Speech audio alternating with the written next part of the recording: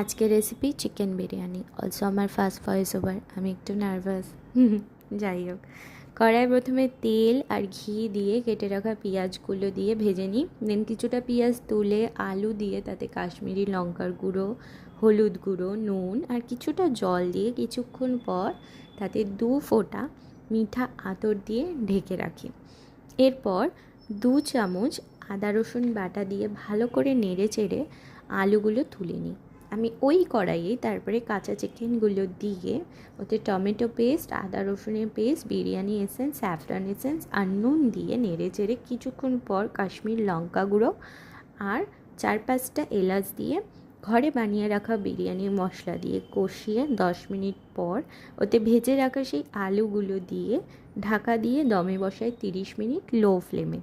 এদিকে রাইসের জন্য 2টো তেজপাতা, গোটা গরম মশলার 1টা প্যাকেট আর নুন দিয়ে জল গরম করি।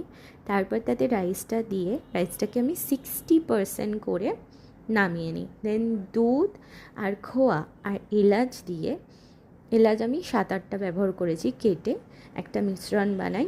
আর আরেকটা মিশ্রণ কেওড়া জল, গোলাপ জল, বিরিয়ানি এসেন্স, স্যাফরন এসেন্স, মিঠা আতর দিয়ে বানাই। এবার অ্যাসেম্বল করার আগে আমি আলু আর চিকেন আলাদা করে রেখেছিলাম। ফার্স্টে আলুর লেয়ার দিই, তারপরে চিকেনের লেয়ারটা দিই, তারপরে সেই চিকেনের লেয়ারের ওপরে ফেটিয়ে রাখা দই ছড়িয়ে ভাজা পেঁয়াজ দিয়ে দিই। আর রোজ ওয়াটারের যে মিশ্রণ বানিয়েছিলাম 1 চামচ দিয়ে দিই। কিছুটা চিকেনের গ্রেভিও দিই, আর সেই গ্রেভি দিয়ে সেপারেট করে রাখা অয়েল সেটাও ছড়িয়ে দিই। তারপর রাইসের ফার্স্ট লেয়ার দিয়ে ওর ওপরে দুধ আর খোয়ার মিশ্রণ দিয়ে কিছুটা ভেজে রাখা পেঁয়াজ দিয়ে আবার একটা রাইসের লেয়ার করি। এরপর বাকি পড়ে থাকা মিশ্রণগুলো দিয়ে দিই। একটা ননস্টিক তাওয়ার ওপর দমে বসাই প্রথমে 10 মিনিট হাই ফ্লেমে, তারপরে 30 মিনিট লো ফ্লেমে। শেষে 1 চামচ ঘি ছড়িয়ে দিলেই ব্যাস বিরিয়ানি রেডি। তো দেখতেই পাচ্ছ যে রাইসগুলো কিন্তু কীরকম ঝুরঝুরে হয়েছে, কালারফুল লাগছে।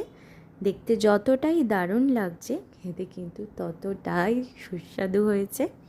যেই খেয়েছে সেই বলেছে যে খুব ভালো হয়েছে। এর আগেও বিরিয়ানি কিন্তু বানিয়েছি, কিন্তু এইবার যেন আগেরগুলো দিয়েও বেশি ভালো হয়েছে। ওই যে বলে না, প্র্যাকটিস মেক্স পারফেক্ট। না না, নিজেকে আমি পারফেক্ট একদমই বলছি না, অনেকটাই শেখা এখনও বাকি। তোমরাও ট্রাই করো আর আমায় জানিও কেমন হয়েছে। Thank you.